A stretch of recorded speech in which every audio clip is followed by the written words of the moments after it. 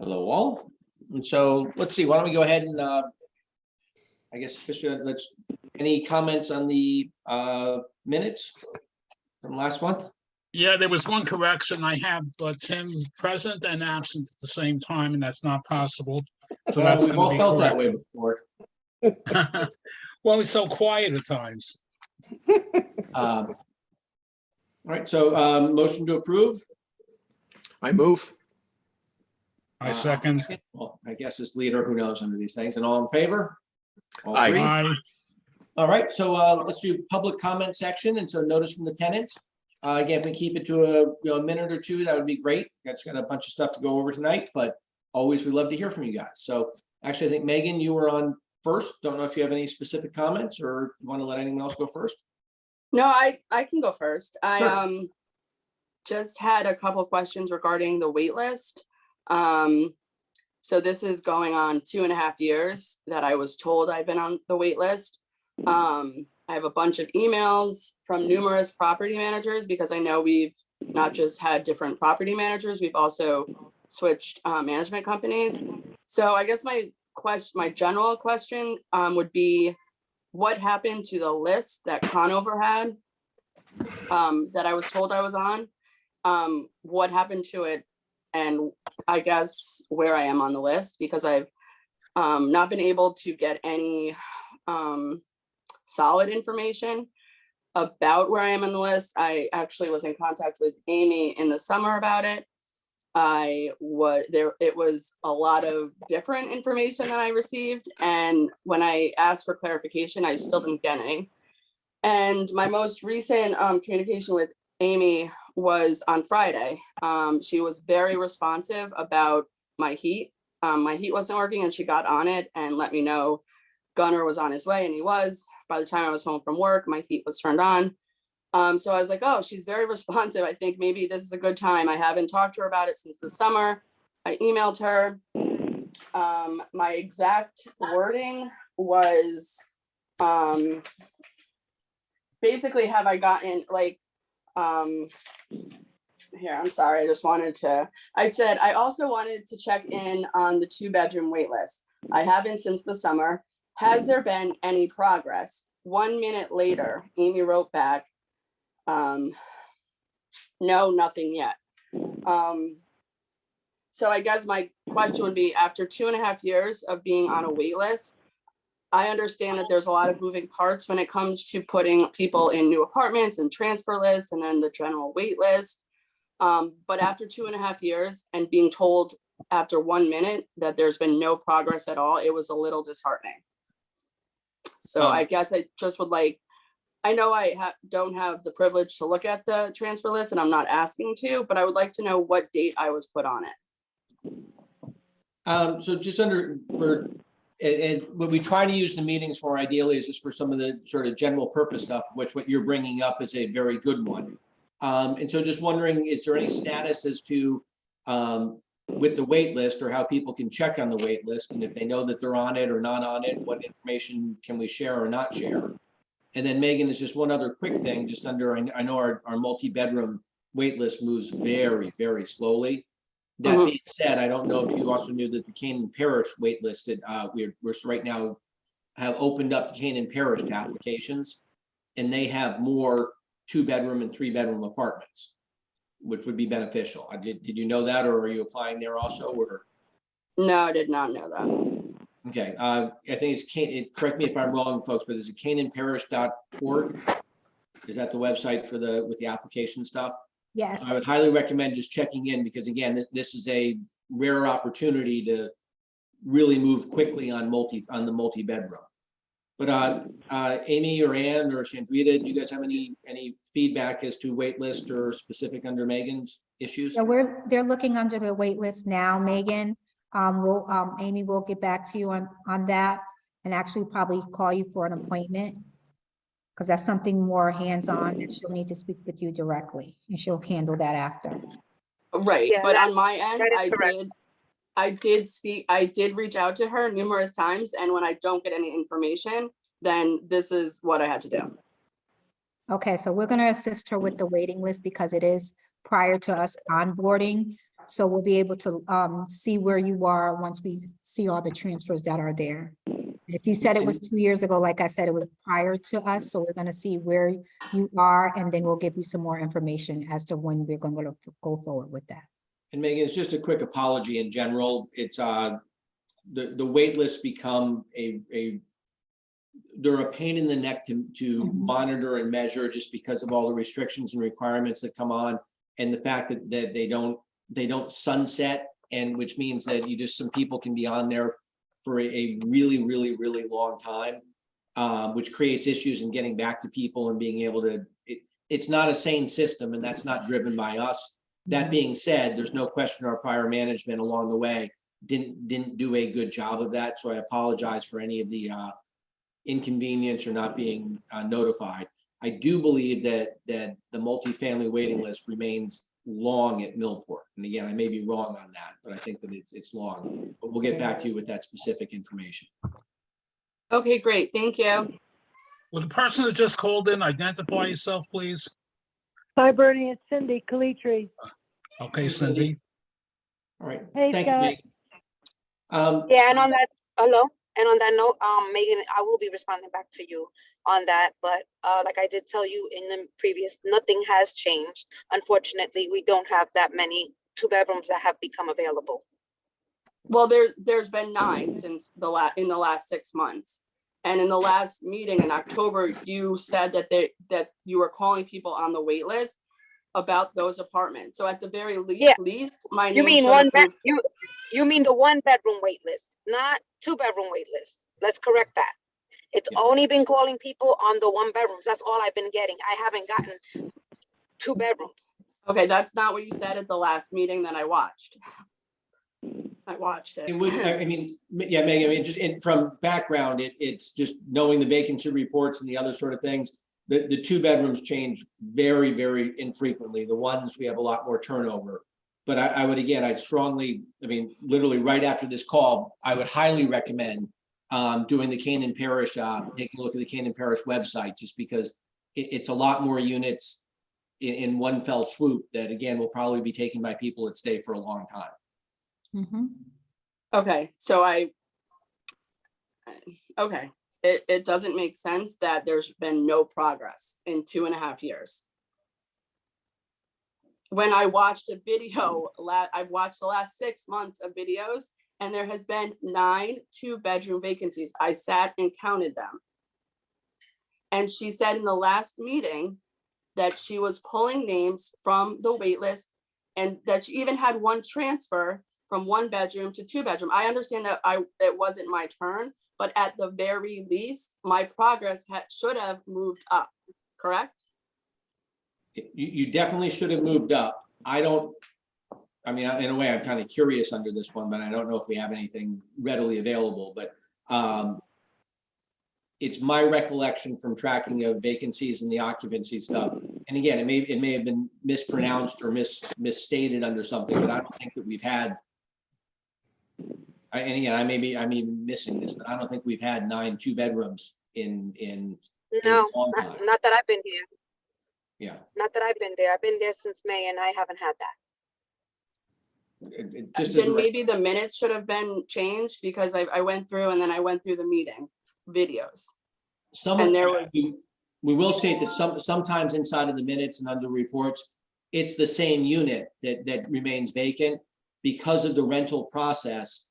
You have to go down, you have to go through the wait list to the right people, make the stuff happen, things change, and the last second, somebody backs out, and then we have to go to the next person on the list and start the process over, which is a stupid process, but that's what we're mandated to do inside of the system. right, which would still, even if these people aren't taking the apartment, they would obviously be crossed off or moved to the bottom, and my name should have been moved up.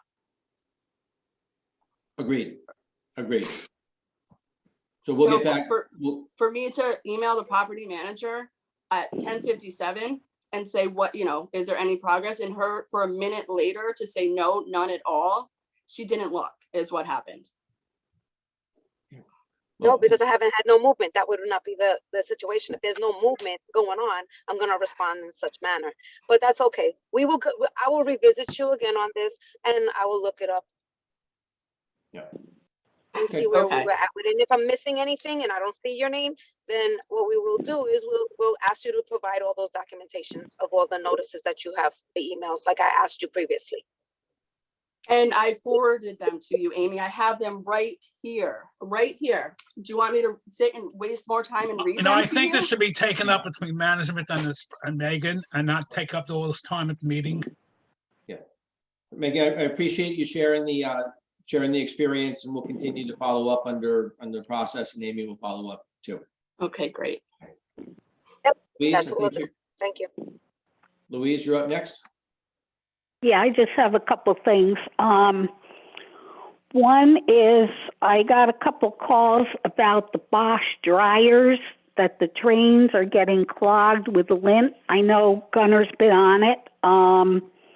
So I just mentioned that there are 3 separate compartments, for the lack of a better word, that collect lint.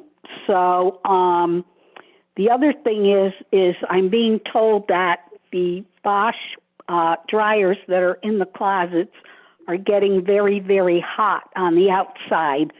So I got a concern about that from one of the residents. The other thing is I had asked a while ago if the commissioners could just write kind of a short bio of themselves and what their expertise is on the board that we could distribute to residents, because for most people, you guys are like foreigners. They don't know your name or what you do on the board, that kind of thing. So I had asked a while ago about that.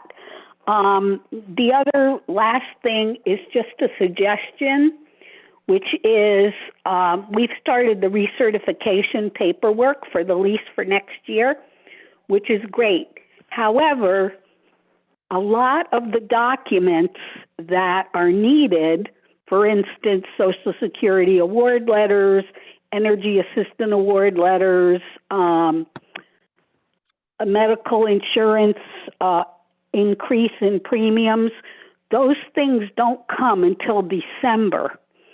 So if we could maybe relook at maybe making certifications start in January or even the end of December when all those documents are received by the residents, because we are required to support, to provide supporting documents, and some of those documents don't come till December. So I know for myself, I got a notice that they wanted the certification paperwork in by November 1st. But just speaking personally, I don't have the documentation that I need by November 1st. So I did email Amy and Anna and let them know as soon as I get it, I will provide the paperwork. But just moving forward, it might be a good idea to wait a little longer to start the recertification paperwork. And the only other... The meeting. Sorry? Hi, Louise. I can answer that last question, but if you want to finish and then we can circle back about that. Yes. Okay. The only other thing I was going to ask about was, with all of the publicity in the newspaper, just wondering where things stand with Canaan Parish, with all the moratorium baloney. Sure. Do we have any updates on that? Can I do the easier one with the recertification first? Absolutely, Ann, go ahead. I kind of think the other one's going to be a little bit longer. So just to let you know, HUD, those that are in HUD units and the RAD units, those we are mandated to start the process and start to request the information 120 days advance. And though you're not going to get that increase letter, we do know what your COLA increase is. And in terms of Social Security, we estimate that and we can move forward starting on January 1st. So even if you do get that form in, you can still provide it back in January, but we need to, because if somebody is a January recertification, we have to notify HUD by December 1st of your January 1st increase. So we have to do that in advance. Yeah, I understand the 120-day thing. My Yeah. question is, so every year my medical insurance premium increases. So if I handed all the paperwork now, which I have, and I understand you can calculate the Social Security increase, then we come up with the rent amount, and then I get this letter from the insurance company, then we got to recalculate everything. So doesn't it make sense to just do it once rather than twice? Yeah, we would think so. HUD likes to say otherwise. Okay. Yeah, no argument on that one, Louise, but Yeah, that's right. we're stuck. And just cutting back on the dryers, I assume that Gunnar is just taking a look at them and we're just making sure they're functioning the right way. Yeah, Yeah, and I then believe- Amy can speak to that too. The in particular, the ventless they're almost They're for the birds. they're for the birds. They're They're- not performing well. It's like their useful life has since sunsetted, but they're really expensive to replace. So And what's crazy about them, the majority of them only been 2 years old.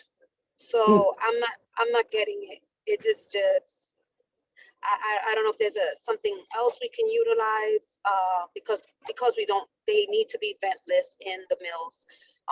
That's another situation of itself. But Can, they're no, yeah, go ahead. I mean, out of curiosity, I mean, so it sounds like this is much more a machine issue versus a user issue. Would that be correct? I want to Or- say or that, does but the then user- also, but I think also the user needs to know how to be able to clean the filters and do all that stuff, because otherwise then we have to come in and maintain it. Otherwise, we don't know until they tell us that they're having a problem, and then we have to pinpoint what the real problem is. So one Most of the quick- time most of the time it's taking out the lens, cleaning the filters, then adding a water to it, cleaning the water out, putting another set of water in. It's a daunting process, and even if I wanted to, I have like 3 tenants that can't even do it because they're handicapped. So one quick thought under this, which just is something that sometimes helps. If you create a video of how you should use it correctly, like a 30-second or 1-minute video, and then you again send that to the tenants, and especially those that do have problems, it might stop 25% of the people under stuff that might have other issues. But I mean, Bernie, sorry, you had something? Yeah, I had that Bosch unit for maybe 8 years now, and have not had a problem with it because I maintain it. People think the lint filter is just a filter in the door. There's another filter that has to be pulled out, brought to the sink, washed out, and put back in. But I understand, since I've been getting a lot of phone calls from tenants, there's been a situation where there's a display that there's something with the drain pipe. And I've also noticed on the work order that a number of these units have been replaced, where it may just require that the drain pipe be cleared. I don't think we need to replace them. They're expensive units. I think we should have some repair person come or a plumber come, open up the drain pipe, which means taking the unit out from the closet, cleaning the drain pipe, and then seeing if it works. I think that's the problem. It's less costly to do it that way. I don't think it's something we have to replace. So we have to be a little more careful. And yes, explain it. Now, some of the people may not have the manuals. I do, and I'll be glad to make PDFs that can be distributed of how to maintain it. I think that'll work better than a video, perhaps, if people know how to do that. If they don't have access to a computer, well, the office can print it out for them. No, I mean, it's like whatever we can do to help under that process is probably good, because this gets expensive. And But takes they up a have lot to of time. check the drain pipes. That's the third issue that they're having. It's not just the filter inside the door of the dryer. It's not just the filter in the drawer. It's the drain pipe that has to be cleared. The tenant can't do that because that requires more specific work and pulling out the unit. I think that has to be checked before replacing these units. Okay, no, that's good observation. And then Thank real quickly, I'll just go ahead and do the quick Canaan Parish 830G update. I might as well just do that now since it was just asked, but we had filed for the application. We were rejected because they disqualified, they made us deduct units that had come offline from Millport and Canaan Parish. We appealed that. They accepted our appeal that those actually didn't qualify as affordable housing, should not count against us.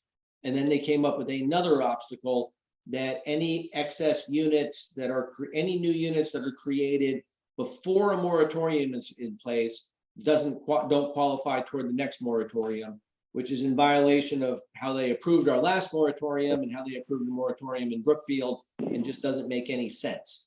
So the town just filed a request for reconsideration of that decision. And then they will ask for another, and then they'll file actually at the end of December, they'll file a court challenge to that. They'll formally appeal it.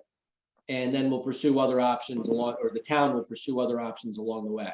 As far as Canaan Parish goes, it's still scheduled to complete and come online, and it'll finish up sometime this month, and we'll hopefully get tenants moving in next month. Perfect. Thank you, Scott. No problem. Thank you, Louise. Jeanette, any comments or questions from you?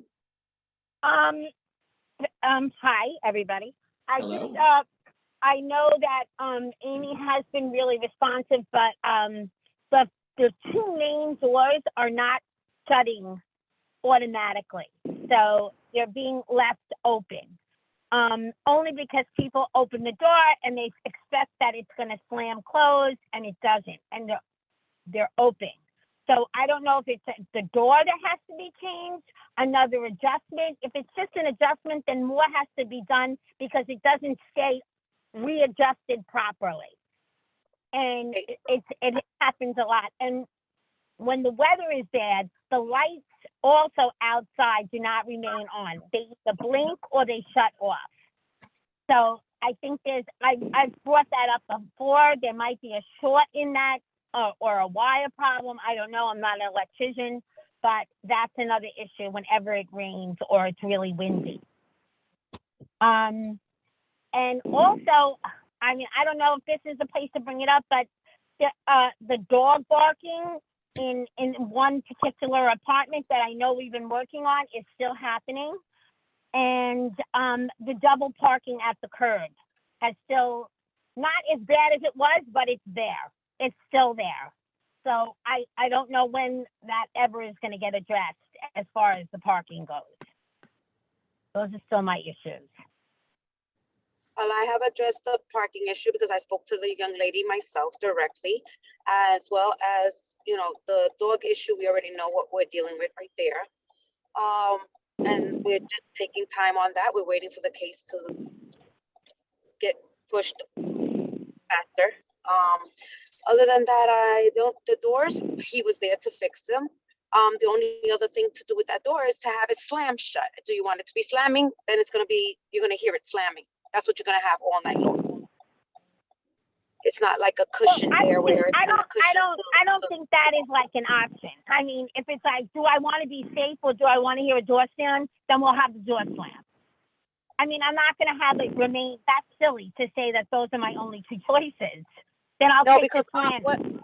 This is what was explained to me when he puts the added pressure onto the spring there. It's either lessen it up, and the door sometimes will not. You have to be mindful and close the door behind you, like push it a little further so it could connect. Other than that, if it doesn't, it's not slamming. So he puts it to slam, and then everybody's complaining that it's slamming. That's what's happening because he did it, and This is what's going on. Unfortunately, I apologize, but I could see. I don't know if people are complaining about the door or not, but all I'm saying is that there's some other. You're not the only one. Let me finish what I'm saying. I don't know what the problem is, but I'm saying is that then a notice has to go out to tell the tenants that they cannot just close it. They cannot walk away from the door. Then everybody has to be aware that that door is going to be remained open. And I don't think that's safe. No, I don't want it to be remained open. I want people to make sure that they close it behind them as well, which I could do a call max blast to everybody in the building. That's not a problem too. I think that it's We can fix the door. We'll keep working on it. Continuing that I know it's a pain in the neck. I have experience with those exact type of doors, but somehow along the way we've got to see if we can't do better. I've had him fixed it like 3 times Yeah. already in the 1 week. It's just, I don't know what's going, I don't know if he needs to get a new door or not, but Well, in all honesty, it's just not, it's constantly happening. And then you do have the people that leave it ajar specifically so they could get in and out. You know what I mean? But this is, Yeah. this is what we deal with. I would also lean toward the fact that we have to go for slamming over leaving open. Mhm. If we have to choose one or the other, then I think we have That's to go that way. Thank you. Yeah, so we'll keep We'll make adjusting sure it that until you- it gets. Why can't we have a closer. spring hinge that when you let go, it closes with a spring? The problem, Bernie, is a lot of the doors is because they're weather stripped, there's a certain amount of Oh, friction. yes. So it's always a balancing act, and ultimately, Yeah. someone's not going to be happy, and so it's like, well, unfortunately, we got to go with the slammers. Unfortunately, Later about. they're kind of stuck. All right, thank you, Jeanette. Wendy?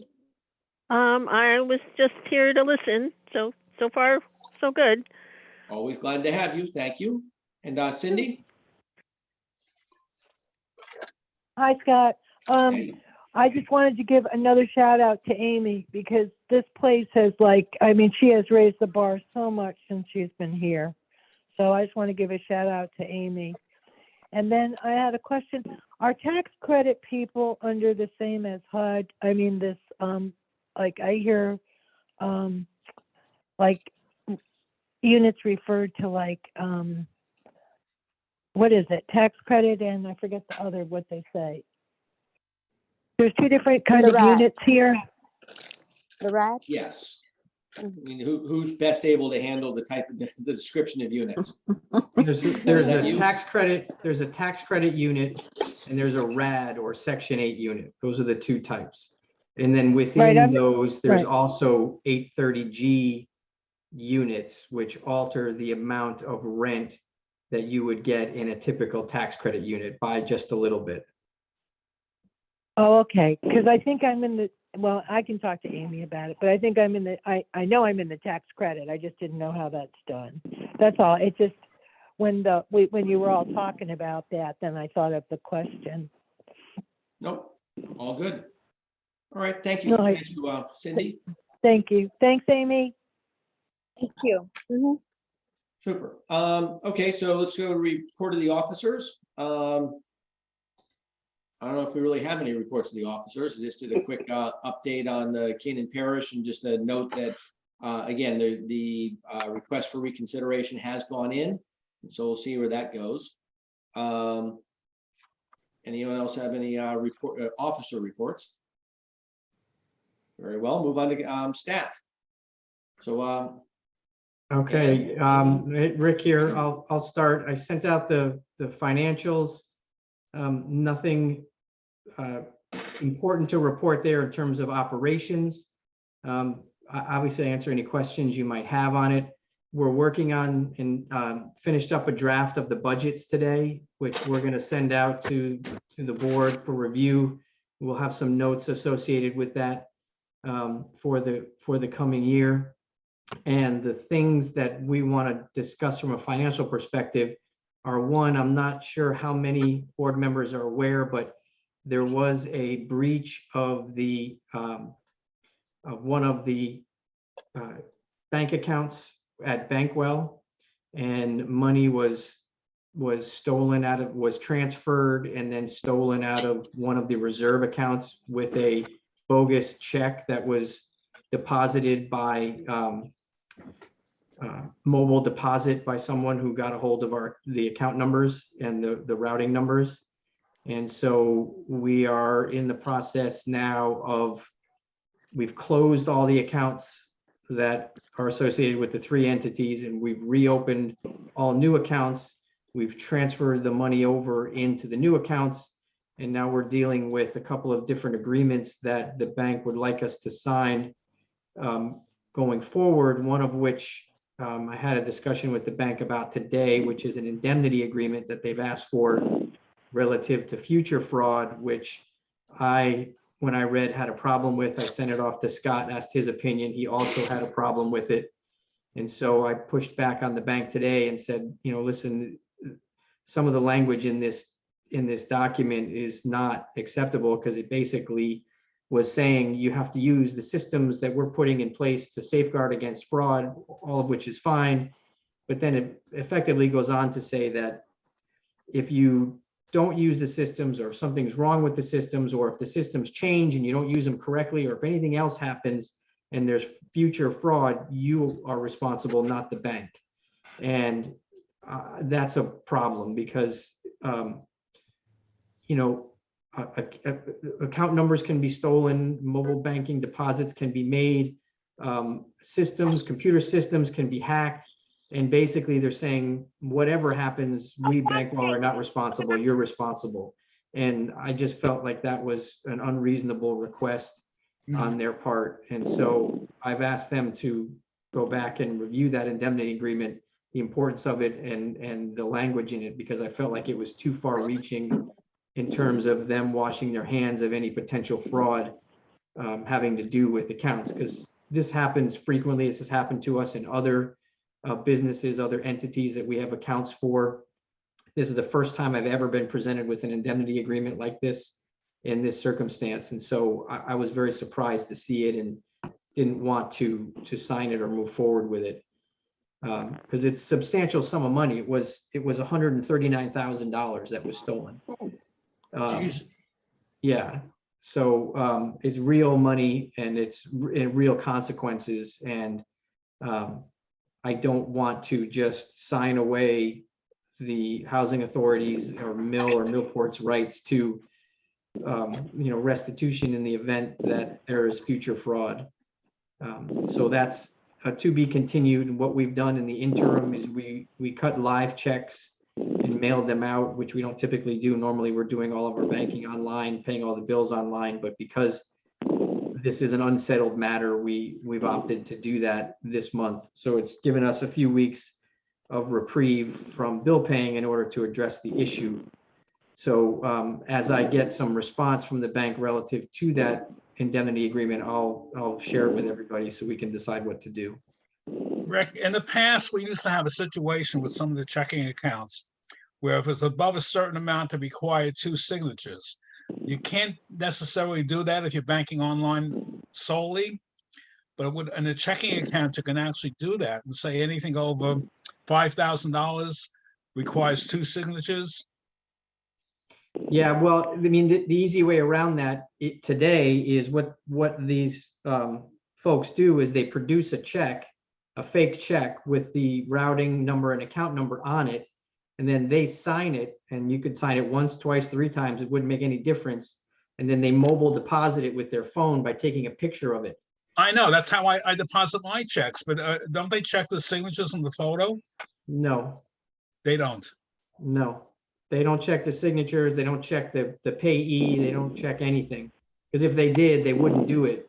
Because we've had this situation with other accounts and other entities where it has been caught by the bank because we've had either tellers or someone reviewing it, check it. And most of the time though, they're not even looking, especially with a mobile deposit. It just goes through. So what the bank would like us to do is what's called positive pay system. And what that is when we write checks, they'll go out to the vendors. The vendors will present those checks for payment. And before payment is made, they'll send us a list of the checks saying, these are the 10 checks that are being presented for payment. Can you approve them? And that way, if there's a check in there that is not a check that we wrote, we can say that one's not ours, do not honor that check. So that's going to be the safeguard going forward. But my concern is that if we indemnify the bank against any fraud going forward, there's going to be something, because these guys are going to come up with a workaround for the positive pay system at some point. When they do, and if it happens again, we, meaning Housing Authority and Millport, will be responsible for the breach and not the bank and the bank's insurance, which I think is inappropriate personally. So I hesitated to sign it and I pushed back on it. And I read the agreement and I concurred with Rick. It's literally they were signing us up for any, they said positive pay and anything else we recommend. We can't do that. And these actually, the amounts where the accounts that were taken from were actually dormant, not really dormant, but I mean, they're just the reserve accounts on our development, for our developments. There's stuff that are never touched ever. And Yeah, these and, guys you know, found them and managed to tap them. yeah, And and I to would your just put point, on- Bernie, these were the reserve accounts that hadn't had checks presented against them in several Yeah. years. Mm. And they still, the bank just let them sail through. So, you know, it's happening all over the place, and the banks, I think, are trying to push the liability for it onto the customers, which I don't think is right, because in some of these cases, it's not the customer's fault. That Well, there's a that lot this of is fraud happening. out there. Yeah, My So, account and got then- hacked also recently, my personal account. yeah. What, And- under what obligation, are we under any obligation because of relationships to stay with Bankwell, or should we start talking to the other banks to see what kind of fraud protection they offer? Yeah, I What don't know the Bankwell's answer to that. offering is something that's smart and works well. The only, and again, if they were to force us to sign that indemnification, then I think we'd look elsewhere. But otherwise, it's what they're asking is really kind of, it gets 99% of the issues. What was disappointing is that they hadn't actually encouraged us to do that, especially on any dormant accounts. It would be in their best interest to do that for going back and checking. I believe that we still have, actually, David may know this, but I mean, do we still have anything outstanding with Bankwell, or are we really kind of clear of them? I mean, they were extremely good to us during our times of trial and travail, so I'd be reluctant to change. But I don't think we're tied to them anymore. I don't know if that's correct, or if David or Rick might I know think that. you are. If I remember right, the loan agreement said that you had to keep deposits at Bankwell. You know, the bank lenders tend to view loans as kind of an extension of your banking relationship. And Yep. so they want that deposit activity in addition to the loan. One of the things, I'm sorry, Scott, I just want to add this one other thing. One of the things that happened today that I am very concerned about and push back on as well in my conversation with them is that in the statement that we received today on that reserve account, they revoked the $139,000 credit that they had given us for the fraud on the statement. And so I immediately called and said, you know, what's going on here? I hope you're not trying to stick us with this, with this theft. And, the answer was I'm not sure. I'm going to have to look into that. So that's something that's concerning to me, because I'm afraid that they're going to try and say, hey, this was fraud. They stole your credentials. It's your fault. You lost the money. Too bad for you. Which is And I'm not buying that, and I'll fight them on that one. And I think we have a strong case that, if their stupid system allows someone to change a dormant account, cell phone number to something in New Jersey and change other contact information and doesn't alert them, I think they have an issue on their security side. If they want to fight a housing authority, it's just great thing for a community bank to give a shot at. So yeah. So I think I copied you on the You did. email, and then I had a subsequent conversation with them on the phone. So we'll see how they respond to that. It's hard for me to believe that they're going to say, hey, too bad for you. But that's what it looked like on the statement. Yep. Agreed. Okay. Any So other from a questions on financial that? perspective, those are the big doings, and then we'll send off the budgets, the draft budgets for your review as well. Okay. All right. All right. Amy, do you want to run through your reports quick?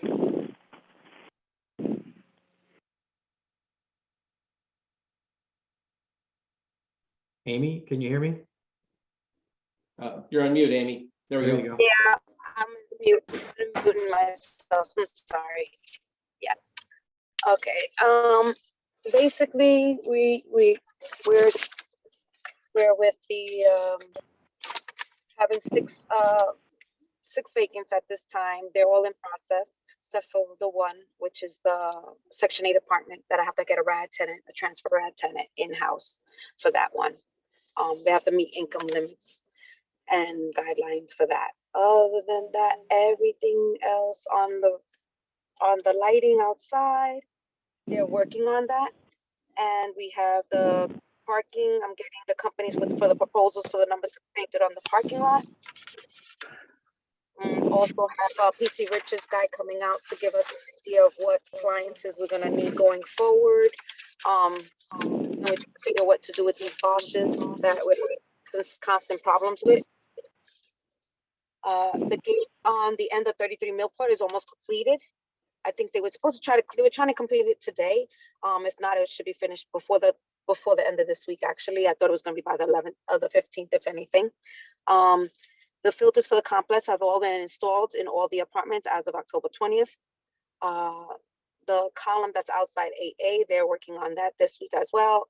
All the power washing has been completed as of the 31st, Monday. And we found just loose shingles on the roof of building number 4. That we're going to revisit again and see what we're doing with that. Otherwise, everything else, we've been trying to work with the tenants that have accounts receivable issues before we try and send them to legal so they could do in-house payment agreements.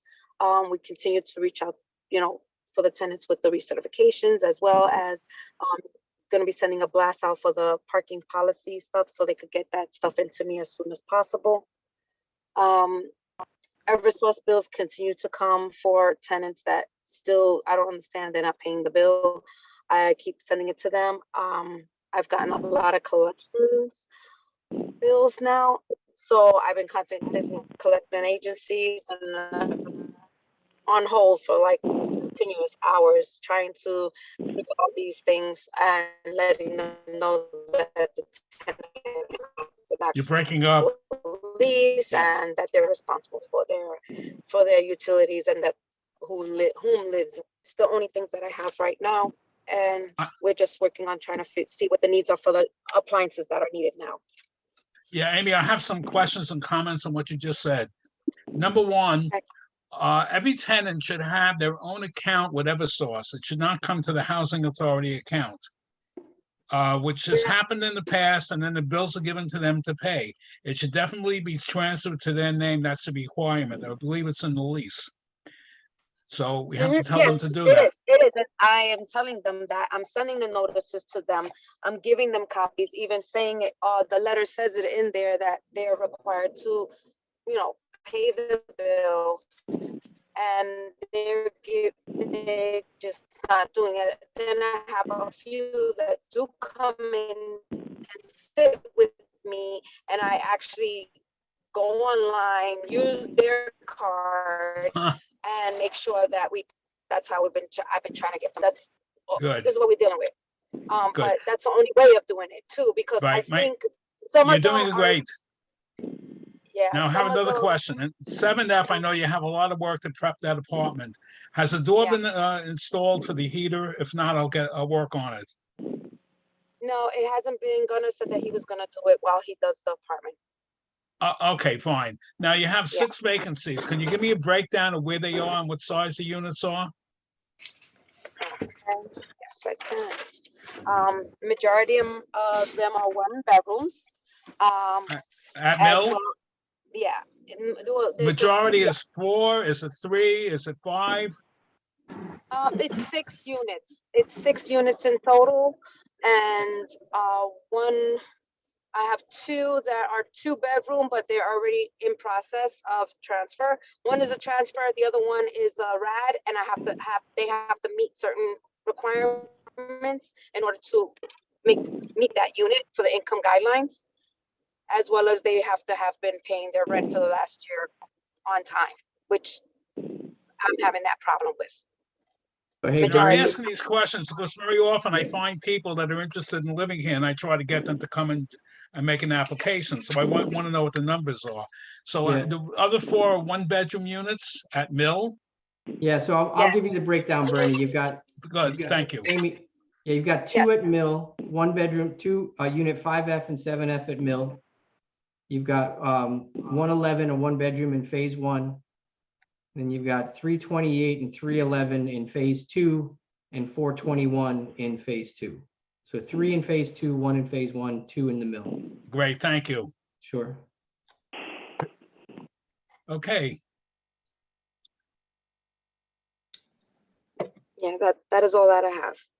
The Thank unit you. 421 was one that was abandoned and finally we legally regained possession of it. But it took a long time to get that through the legal system for abandonment. Jeez. Killer. Like, Okay, questions for Westmount? I just have a sort of a tactical question. Is it possible to rent a unit without a washer and dryer, or we have to wait till we get new ones if there's a supply chain delay on things? If people need to get into an apartment, if they agree to not have the washer and dryer, or do we have to wait till we get them? I'm glad you asked that question, Peggy, because I was thinking about that the other day is, do we have to wait? And then, in a lot of buildings, I'm sure this is going a little bit too far, but in a lot of buildings, you provide the hookup, not necessarily the washer and dryer. You've always provided the washer and dryer. And so, I was wondering if it was appropriate to provide the hookup. But I assume that you don't want to do that. However, to your point, a nice compromise might be to say to someone, listen, washer and dryer is on order. It's not in yet, but you can move into the unit. Once it arrives, we'll install it, rather than keep the unit vacant, waiting for it to be officially 100% complete. do we have many units in that circumstance? We've yes, got, at this point we do. So How many? Isn't there, aren't there, again, this is one of those under the stupid rules under HUD that obviously this would be something that makes sense, but do they Yeah, let us but it's do on that, board. or are you allowed to? It's part of the lease. It's part of the lease. That's the problem. Sorry, I mean, can we offer, I mean, maybe I shouldn't, can we Abatement, do a a rent rental abatement? somewhere and have like a rental agency that we have a rental for the month until we get it in or something like that?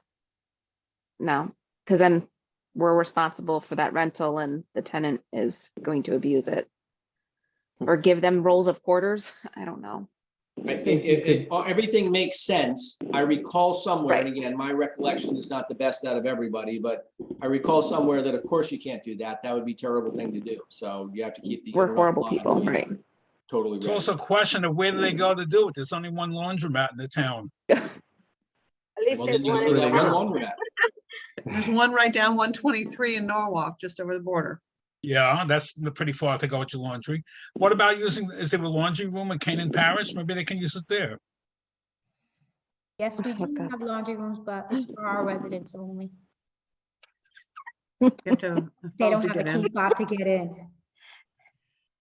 And they would Well, love it. I think the answer, I mean, if you guys can, if it's allowed by the rules, we would absolutely 100% support doing that. If it's not allowed by the rules, whatever we can do to get the damn units up is big. It's unbelievable again how much that all right, stinks. so we'll And- try to figure out if we can do that. And if we can, I think that's a good suggestion because it will shorten the length of time that we have the vacant unit. Well, can we give an abatement in the rent to reflect the fact that we Yeah. aren't providing? Yeah, that's what I was thinking as well. The clients that I do have lined up, I don't think that would be a problem because they know that we'll be getting, new appliances. So maybe that will work. It's again, if we can at all do it, do whatever you can. I just Yeah. recall like when we were having the issues with the washers and dryers and we were like, we got to get out of this business. You can't. I mean, if it's offered for one, it's offered for all. And you can't discriminate against somebody and until you get the units right, clearly we're the bad guys and have to do it. Which again, if I'm wrong on that, that's awesome and do whatever you need to do. Okay. And we have a vendor coming, I think, on Friday, right, Amy? Friday or Monday? Another Yeah, I vendor have that's the going to guy be coming. From PC Richards, yeah, he'll be coming over and Yeah. checking that out for us and see what is comparable because what we're looking at now is the combos are coming out to like 1,500 to 1,600 and they keep getting more, they keep on going up in price. That's everything. Yeah. Yeah, I think it's important to also take Bernie's suggestion and look at look at some of the drain pipes to see if that might be the cause of some of the issues. I'll remind Gunnar when I get in the morning to that Okay. and have him do that. Thank you. Okay. Any other new business? I mean, I do think we need to discuss, you know, there's clearly, this is the time of year to take a look at the rent rolls and rental rates and what we're allowed to charge and what we charge and all of that stuff. But I think that's best handled under executive session. Are there other items that we should be discussing under new business, old business, anything, and before we go to executive session? All right, under those terms, then why don't I go ahead and we'll move to executive session. And thank you, Louise, Wendy, and Cindy for hanging with us. And we'll, if you guys could drop off, that'd be great. We'll go to executive session and carry on. Thank you. Good night. Thank Good you. night. Ladies.